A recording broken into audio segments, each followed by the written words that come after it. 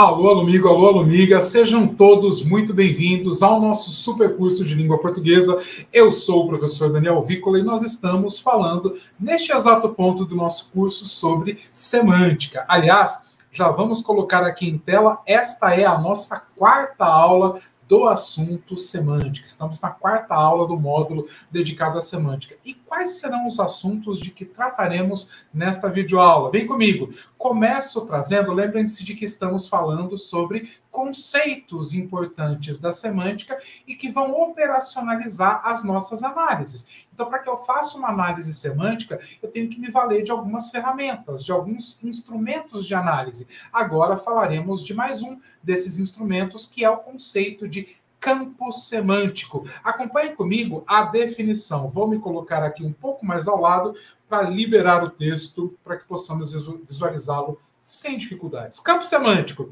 As palavras que, lembrem-se, são signos aqui no ponto de vista semântico, podem ser agrupadas de diversas formas dentro do estudo gramatical. Podem ser classificadas quanto aos sons e letras que as formam, quanto aos morfemas que mobilizam para a sua criação, pela função sintática que exercem, pelo fato de serem variáveis ou não, dentre muitos outros. Então, podemos pensar as palavras, unidades da língua, de diversos pontos de vista dentro da gramática. Okay? Uma forma muito importante, contudo, de organizarmos as palavras em grupos dentro de um texto é encaixando-as dentro de campos semânticos. Opa, semântico tem a ver com semântica, portanto, estamos falando do quê? De significados. Campos semânticos nada mais são do que grupos de significados, ok? Ou seja, grupos de significados que nos ajudam a, no plano das ideias, portanto, no plano da semântica, separar e também relacionar o conteúdo semântico mobilizado pelo texto. Então, campo semântico é você olhar para os elementos que constituem um determinado texto e organizá-los em grupos, dada a sua semelhança ou diferença ou oposição, enfim. Quanto ao significado, esses elementos que ocupam o mesmo campo semântico têm uma justificativa, têm uma razão de ser para serem todos eles alocados dentro de um mesmo grupo. Ok? Veja, para que a gente entenda a questão dos campos semânticos com propriedade, proponho a leitura dos seguintes exemplos. Acompanhe aqui ao lado comigo. Procedamos à análise dos exemplos abaixo. Fui à livraria e, como sempre, voltei com uma sacola cheia de revistas, jornais, quadrinhos e livros.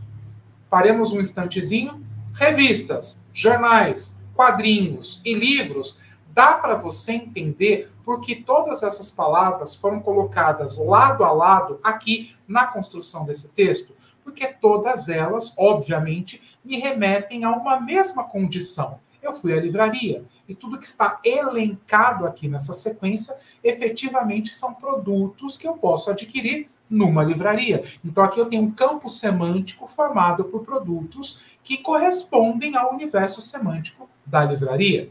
Segundo exemplo. Sim, acho que terminei de fazer as malas. Estou levando casaco, paletó, pijama, camisetas, camisas, calças, cuecas, meias e uma jaqueta. Todos esses elementos no destaque em azul, mais uma vez, podem perfeitamente ser agrupados no mesmo campo semântico. Roupas, peças do vestuário e aqui, olha a semântica agindo.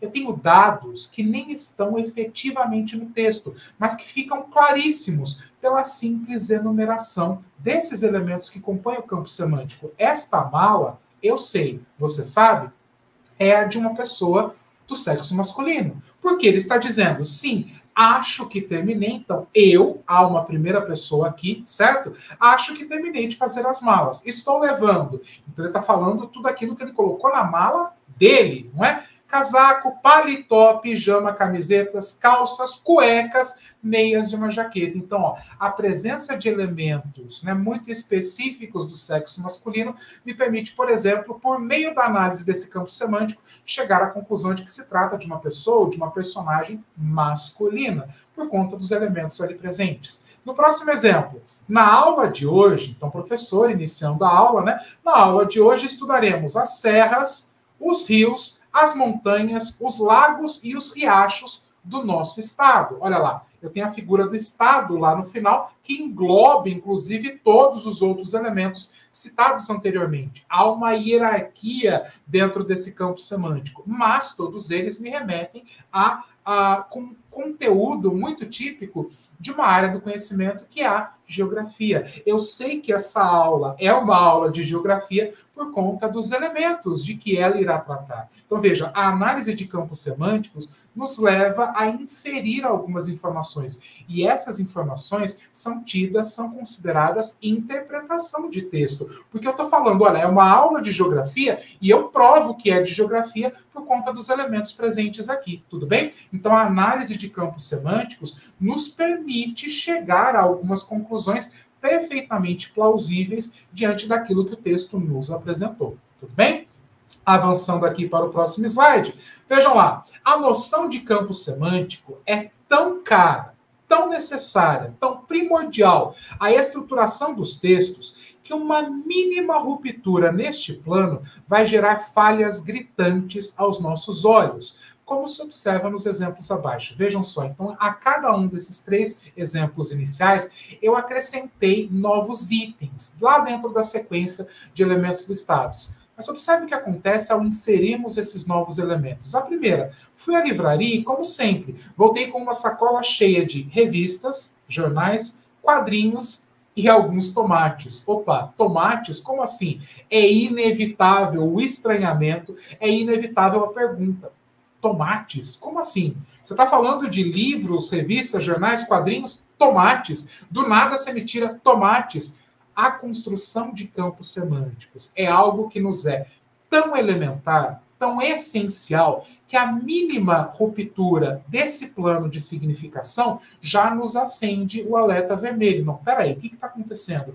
Eu vinha numa sequência de produtos que compro na livraria e, de repente, eu vejo lá tomates. Isso não faz sentido. A quebra de um campo semântico provoca a ruptura no plano de sentido. Isso é um exemplo de incoerência textual. Eu crio uma expectativa e essa expectativa é logo rompida pela presença de um estranho no ninho, percebeu? Veja lá o segundo exemplo. Sim, acho que terminei de fazer as minhas malas. Estou levando casaco, paletó, pijama, camisetas, camisas, calças, frutas cítricas. Oi?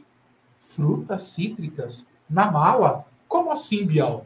Meias e uma jaqueta. Então, mais uma vez, a inclusão de um elemento absolutamente estranho à sequência produz a ruptura no plano de sentido, produz uma incoerência. E, por fim, na aula de hoje, estudaremos as serras, os rios, as montanhas, os lagos e os riachos de Bhaskara. Como assim? Misturei as estações agora, a matemática com a geografia. Fiquei sem entender como é que foi aqui essa mistura dos dois conteúdos. Os lagos e os riachos de Bhaskara, a menos que seja uma cidade chamada Bhaskara, né? Isso não faz o menor sentido. A gente está acostumado a ver o nome de Bhaskara associado à fórmula de Bhaskara lá na matemática. Isso gera aqui, no mínimo, um estranhamento. Preciso de mais explicações para me convencer disso aqui. Então, veja, inclusão de termo estranho, quebrando a harmonia entre os elementos, gera uma ruptura no plano do sentido, gera a famosa incoerência. Eu tenho um convite muito especial para você que está assistindo a essas aulas aqui no canal da Aprovação Ágil. Você está convidado para entrar no nosso novo aplicativo da Aprovação Ágil. Inclusive, vou liberar uma super condição para você entrar agora mesmo no nosso novo Acesso Prata. Com o Acesso Prata, você vai ter acesso ao curso completo dessa matéria que você está vendo aqui e não só o curso teórico em videoaulas.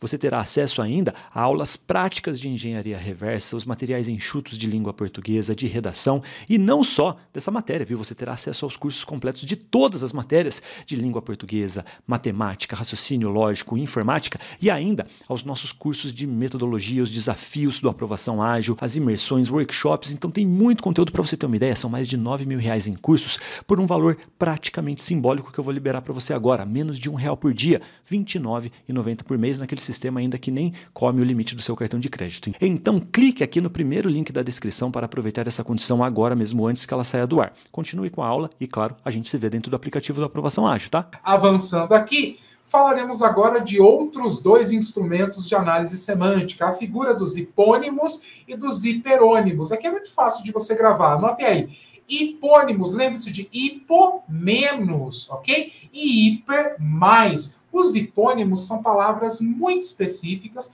que eu uso para nomear os seres dentro de uma determinada categoria.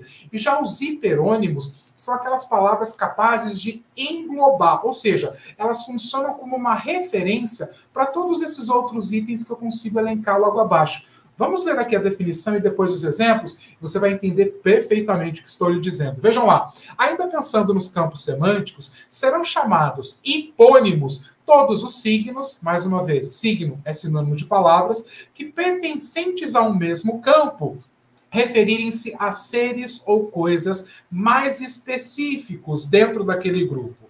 Já os hiperônimos, por assim dizer, são os signos cujo significado é mais abrangente, mais genérico, né? Abrangendo todos os hipônimos pertencentes ao seu grupo.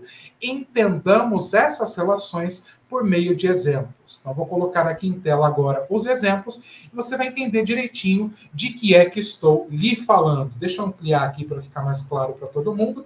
Vejam lá, na primeira coluna, a coluna aqui da esquerda, nós temos os hiperônimos. Então, hiper mais são aquelas palavras que dentro do campo semântico ocupam uma posição de significado mais genérico, significado mais abrangente. Perceba que um hiperônimo, ele engloba, não é, todos os hipônimos que eu possa citar ali. Então, veja, tem o hiperônimo alimento. Para o hiperônimo alimento, eu tenho vários hipônimos citados na sequência. Arroz, feijão, carne, leite, ovos, frutas, pão, doces enlatados, etc. Qualquer uma dessas palavras citadas no campo semântico da coluna da direita pode ser chamada de alimento. O pão é um alimento, o leite é um alimento, as frutas são alimento. Então, o hiperônimo alimento serve como uma referência genérica para qualquer um dos hipônimos que vem na sequência. Na linha de baixo, eu tenho lá, ferramenta. Este é um hiperônimo, uma palavra de sentido bastante abrangente. Como hipônimos da palavra ferramenta, eu posso citar, por exemplo, martelo, alicate, serrote, chave inglesa, chave de fenda, furadeira e por aí vai. Veja, os hiperônimos têm a capacidade de abranger, de englobar todos os hipônimos que são palavras de sentido muito específico, muito individual. Enquanto o hiperônimo tem caráter generalizante, o hipônimo tem caráter individualista. Ele individualiza os elementos dentro de uma sequência. Então, dentro do hiperônimo, jogos, eu encontro os hipônimos. Damas, xadrez, futebol, vôlei, basquete, truco, buraco, paciência e por aí vai. Dentro do hiperônimo fruta, eu encontro os hipônimos mamão, maçã, melancia, morango. Dentro do hiperônimo religião, eu encontro os hipônimos catolicismo, budismo, hinduísmo, islamismo, protestantismo e por aí vai. Dentro do hiperônimo doença, eu encontro os hipônimos Covid-19, sarampo, gripe, diabetes, hipertensão. Dentro do hiperônimo profissão, eu consigo situar os hipônimos professor, advogado, engenheiro, veterinário, químico e etc. Então, você está percebendo aqui que hipônimos e hiperônimos ocupam um papel de muito destaque na organização semântica dos textos. Se eu estou fazendo um texto falando sobre a Covid-19, eu posso, em um determinado momento do meu texto, para não repetir, inclusive, a palavra Covid-19, me referir à Covid como uma doença, por exemplo. Essa substituição é muito comum dentro da coesão textual. O que é coesão? É você cuidar para que as palavras que compõem o seu texto estejam harmonicamente reunidas de maneira a não gerar nenhum estranhamento. E uma maneira de nos certificarmos dessa perfeita interação entre os termos que compõem o texto é nos basearmos nessa relação hipônimo-hiperônimo para fazermos substituições sempre adequadas, sempre corretas, ok? Voltando aqui à nossa apresentação, próximo slide. Vejam lá, falaremos agora colocar-me aqui no cantinho para que você possa ver o slide. Falaremos agora de um outro operador semântico que é a ambiguidade. Você já deve ter ouvido essa palavra, você deve conhecer esse efeito semântico. Vejamos os exemplos. Observe as seguintes frases. O policial deteve o bandido em sua residência. Você estranhou alguma coisa nessa frase? O policial deteve o bandido em sua residência. Peraí, sua residência? De quem? A do bandido ou a do policial? Pode parecer estranho, mas a dúvida é legítima. Né? O policial deteve o bandido em sua residência. Residência dele, policial, ou residência dele, bandido? Esta frase, da maneira como está escrita, da maneira como está codificada, dá margem à dupla possibilidade de interpretação. A ambi vem de dois, né? Ambiguidade, duplo sentido, dupla leitura. Não fica claro para o leitor qual é a intenção comunicativa de quem redigiu essa frase, ou de quem disse essa frase. Há aqui a ambiguidade. Próxima frase. Maristela foi ao clube com sua irmã. Ué, mas espera aí. Sua irmã, a irmã dela, irmã da Maristela, ou sua irmã da pessoa com quem eu estou falando? Da pessoa a quem é dirigida essa frase? Mais uma vez, ó, o uso do possessivo, sua, não me deixa claro qual é a referência desse pronome. É, novamente, uma questão de ambiguidade, dupla possibilidade de associação do significado. Na próxima frase, essa é até engraçada, né? Mataram o porco do meu tio. Você vai falar, mas cadê a ambiguidade disso? Mataram o porco do meu tio. Gente, a ambiguidade, ela pode, inclusive, gerar situações absurdas, mas nem por isso a ambiguidade deixa de existir. Você vai pensar assim, mas porco do meu tio, é o animal, né? Meu tio tinha um porco e mataram o porco do meu tio. Só que também, essa frase também pode ser lida, perceba, coloquemos aqui um pouquinho, umas pitadinhas de malícia. Mataram o porco do meu tio. Estou adjetivando de maneira pejorativa a figura do meu tio. Meu tio é porco. Entende? Ah, professor, mas essa leitura, nossa, você está extrapolando. Não. Da maneira como o texto foi escrito, da maneira como ele foi composto, isso aqui, por exemplo, é gancho de piada, né? O texto humorístico trabalha a partir da ambiguidade, o duplo sentido, o trocadilho, né? É algo muito presente na construção de alguns textos, como os textos humorísticos. Então, a ambiguidade se dá a partir do momento em que a possibilidade de dupla leitura acontece. Seja uma legítima, seja outra absurda, não importa. Da maneira como está codificado, da maneira como está escrito, o texto abre margem para a dupla interpretação, certo? A ambiguidade é sempre isso. E, por fim, ei, Cleide, encontro você no banco. Claro que essa frase, dentro do contexto de uma conversa, pode acabar com a ambiguidade. Estamos falando da instituição financeira e eu digo para a pessoa, ei, Cleide, então encontro você no banco. Qual banco? O banco, instituição financeira. Porém, isolada assim de contexto, essa frase é ambígua. Encontro você no banco. Pode ser o banco da praça, o banco ali da entrada da faculdade, né, onde a gente senta. Então, encontro você no banco me permite levantar as questões. Qual banco? O banco, instituição financeira, ou o banco, aquele em que sentamos? A ambiguidade está instaurada justamente pela ausência de um contexto de referência. Então, a ambiguidade é isso. Duplicidade de sentido atribuída a um texto, o que nos obriga, em muitos casos, a refazermos o texto para desfazermos essas ambiguidades. Nem sempre. Às vezes, a ambiguidade é qualidade. E aí a gente vai falar disso, se não me engano, já no próximo slide. Vejam lá, primeira definição. O que é ambiguidade? Anote aí. A ambiguidade é isso, duplo sentido.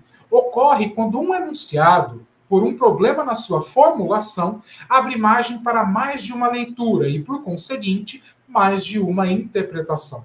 Numa primeira análise, podemos pensar que a ambiguidade sempre será um problema nos textos em que ela figura, o que não é verdade. Lembra? Acabei de dizer, nem sempre a ambiguidade é problema. Às vezes, a ambiguidade se torna um recurso esperado, até mesmo desejado, para alguns gêneros textuais específicos, como os textos humorísticos, os anúncios publicitários, os programas de televisão, a música e tantos outros. Gente, quantas músicas com trocadilho que você já não ouviu na sua vida, né? Inclusive aquelas músicas, né, que tem aquela malíciazinha a mais. Acontece muito, acontece sempre. A ambiguidade acaba sendo não só um defeito, mas um efeito esperado para alguns tipos de texto. Então vamos acabar com essa visão de que a ambiguidade é sempre um problema. Pode ser um problema, se ela não for proposital. Se ela for de propósito, aí ela vai ser uma qualidade, inclusive um efeito esperado dos textos, ok? Vejamos a seguir alguns exemplos em que a ambiguidade não é um erro, senão um recurso expressivo muito bem-vindo. Vamos falar, então, da ambiguidade como uma qualidade para o texto. Vejamos o exemplo. Olha lá, é uma tirinha. Opa! Acende a lanterninha aí. Tirinha já me remete à situação de, normalmente, humor.